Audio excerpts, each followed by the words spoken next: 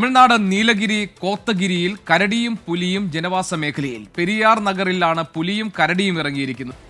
കോത്തഗിരി എന്ന് പറയുന്ന സ്ഥലം നീലഗിരിക്ക് അടുത്തുള്ള പ്രദേശമാണ്.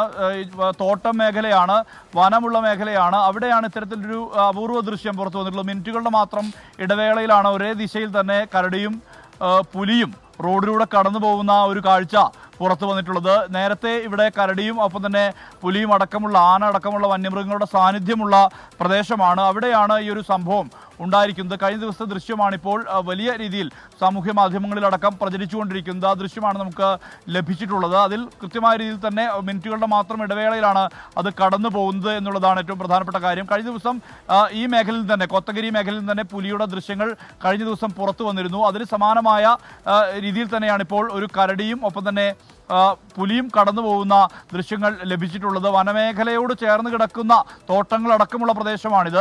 നീലഗിരി ജില്ലയുടെ, തമിഴ്നാട്ടിലെ നീലഗിരി ജില്ലയുടെ ഭാഗമായിട്ടുള്ള പ്രദേശമാണ്. അവിടെ നിന്നുമാണ് ഇത്തരത്തിലൊരു ദൃശ്യം ലഭിച്ചിരിക്കുന്നത്. ഇതിനടുത്തുള്ള പ്രദേശങ്ങളിലെല്ലാം തന്നെ ഇത്തരത്തിൽ വന്യമൃഗ ശല്യം രൂക്ഷമായ സ്ഥിതി തന്നെയാണ് ഉള്ളത്. പ്രത്യേകിച്ച് ഈ തോട്ടങ്ങളിലെല്ലാം തന്നെ നിരന്തരം ഇങ്ങനത്തെ വന്യജീവികൾ ഇറങ്ങുന്ന ഒരു സ്ഥിതിയുണ്ട്. ആളുകൾക്ക് പുറത്തിറങ്ങാൻ ഭയമുണ്ട് എന്നുള്ളതാണ്. രാത്രി കഴിഞ്ഞാൽ ആളുകൾ ആരും തന്നെ പുറത്തിറങ്ങാത്ത ഒരവസ്ഥയിലേക്ക് കോത്തഗിരി മാറുന്നുണ്ട് എന്നുള്ളതാണ്. കോത്തഗിരിയിൽ പെരിയാർ നഗർ എന്ന് പറയുന്ന പ്രദേശത്തു നിന്നുള്ള ദൃശ്യങ്ങളാണ് ഇപ്പോൾ നമുക്ക് ലഭിച്ചിരിക്കുന്നത്.